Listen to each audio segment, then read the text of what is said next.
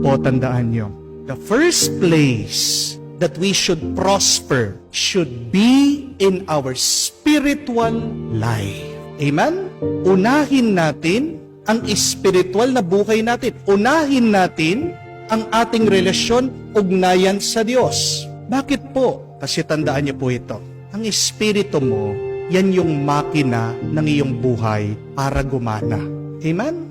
I repeat that. Please remember that. Why is our spiritual life so important? Because your spiritual life is the engine that carries you to your success in this life and to the next. Paano ka magtatagumpay sa buhay na ito hanggang sa susunod na buhay kung walang gumagana sa iyong kalooban? Kung walang nagpapalakas sa iyo? Ano ang itsura ng tao na walang spiritual na buhay o nakakaligtaan niya ang kanyang pagdarasal at pananalangin? Tandaan niyo po ito. Ang tao na kung saan mayaman, maraming pera, pero walang laman ang kanyang kaluluwa, ay parang isang sasakyan na walang makina. Ano ang sasakyan na magara, maganda, pero walang makina? Display, laruan lang, useless, walang kwenta. Di po ba? Pakita lang.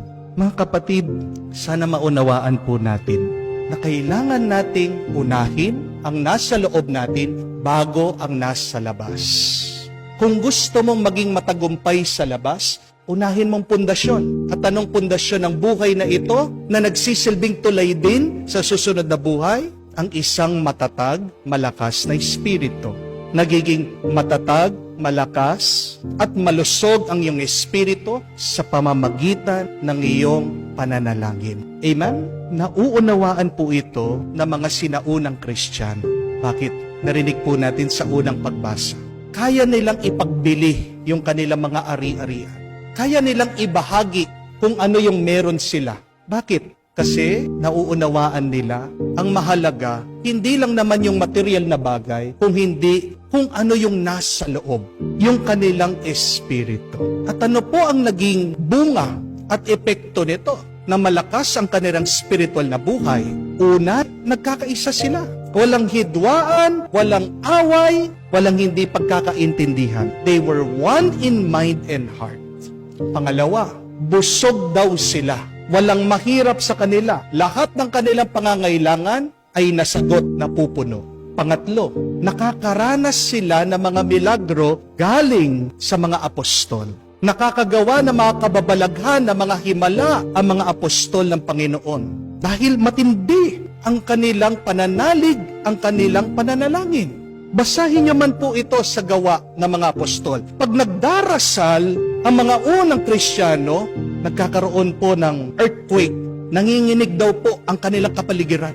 That is the manifestation that what they are doing is true.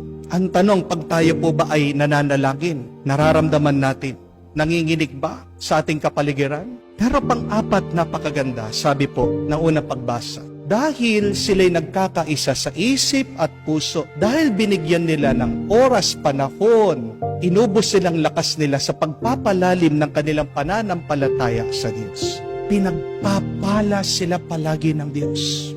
God's favor was upon them. Gusto niyo po ba na kayo ay pagpalain ng Diyos? Saan tayo tinatawag ng Diyos? Na kailangan baguhin natin ang ating isip, baguhin natin ang ating puso. Sabi ni Jesus, kailangan tayo isilang muli, to be born again, to be born from above. Dahil matagal na tayo dito sa mundo, naging detached na tayo, malayo tayo sa isip, sa puso ng Diyos. Anong ibig sabihin ng pagiging born again, born from above? Kailangan yung isip mo, yung puso mo, yung ugali mo ay hindi makamundo. Ang isip mo, ang puso mo dapat malalangit. Amen? So that should be our goal, to transform ourselves, our mind, our heart, our life. Though we live here on earth, we should try to have a heavenly lifestyle. Amen? At paano natin babaguhin ang ating pag-iisip, ang ating mga puso't damdamin na hindi makamundo, malalangit? Balikan po natin, napakahalaga. Ang habilin ni San Pablo to unceasingly pray. Si Jesus ang habilin niya, to always pray and never get tired. Pag nagdarasal ba tayo, napapagod tayo? Tanungin mo yung sarili mo, bakit napapagod ka? O bakit nagsasawa ka sa pagdarasal? Kasi ang concern mo, ang tuon mo, ang nais mo, hindi na ang langit, kung hindi ang mundo at mga bagay ng mundo. Amen? Pansinin niyo po ito. Ang sundalo, araw-araw po yan nagte-training. Amen? Araw-araw po nagte-training. Wala pong pahinga. Para saan? Para manalo sa gera. Ang atleta, para manalo siya sa Olympics.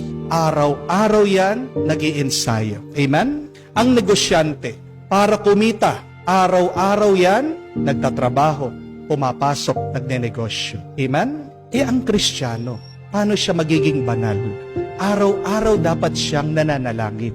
Araw-araw dapat na nakikinig sa salita ng Diyos, sa kagustuhan ng Diyos, at ginagawa ang kagustuhan ng Diyos.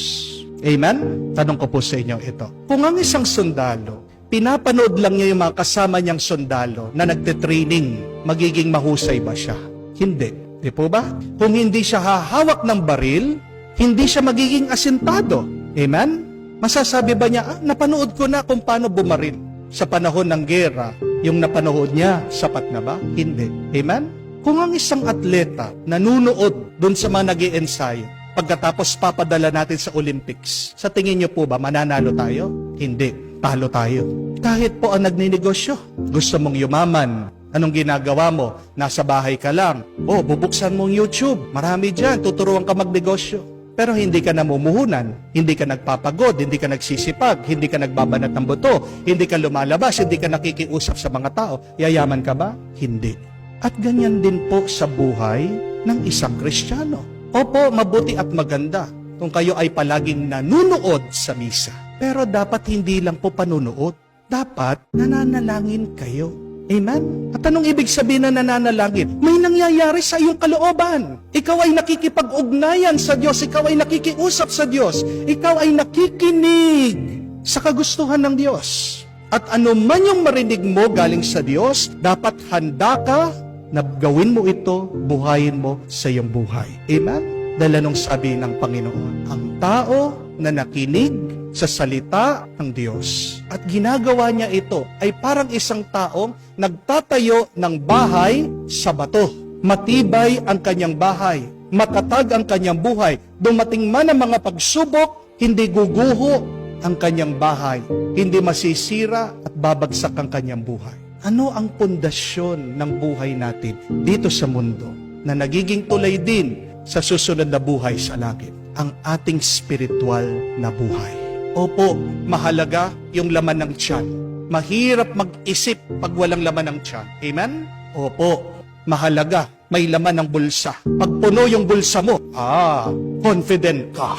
Malakas ang loob mo. Amen? Nakangiti ka. Kahit na anong sabihin nila, wala kang pakialam kasi may pera ako. Amen? Pero kung puno naman yung tiyan mo, puno nga ang bulsa mo, walang laman ang puso mo at kaluluwa mo, ano ka? Di ba parang pabalat ka lang? Di ba parang display ka lang? Paano ka makakalayo sa buhay na ito? Hanggang dun lang pag naubos yung laman ng tiyan mo, hanggang dun lang pag naubos ang laman ng bulsa mo, yun lang ang mararating mo sa buhay. Hanggang dito ka lang sa mundo. Pero ano bang pangarap natin? Hindi lang dito sa mundo ko, hindi sa susunod na buhay sa langit kasama ang Diyos. So I am inviting you and reminding you, my dear friends, the first place that we should strive to prosper, to be successful, is in our spiritual life.